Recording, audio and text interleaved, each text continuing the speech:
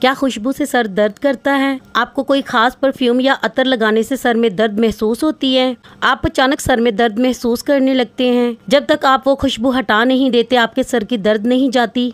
अगर आप बहुत स्ट्रॉन्ग अतर या परफ्यूम लगाने से परहेज करते हैं, अगर परफ्यूम लगाने से मेरे सर में दर्द ना हो जाए, तो ये वीडियो आपके लिए है। याद रखें, जिस तरह इंसानों को खुशबू बहुत पसंद है, इसी तरह जिन्नात को भी बहुत खुशबू पसंद होती है। जिस तरह इंसान अपनी चीज़ों को पसंद करते हैं, इसी तरह जिन्नात भी अपनी चीज़ों को पसंद करते हैं। जिस तरह कोई परफ्यूम आपका फेवरेट है, इसी तरह जिन्नात का भी फेवरेट अतर या परफ्यूम होता है। मुमकिन है जो अतर या परफ्यूम आप लगाते हैं वो जिन्नात का भी फेवरेट हो। बीमार या सर में दर्द क्यों होता है? इसीलिए होता है कि आप खुद कमज़ोर हैं। मिसाल के तौर पर आपका वजू नहीं है, आपने अतर या परफ्यूम जो लगा लिया और सर में दर्द हो रही है, तो खास जिन्नात ही नहीं, आम जिन्नात भी उसे सूंघने आ गए हैं। जिन्नात को आग से पैदा किया गया है। अगर हम आग के करीब थोड़ी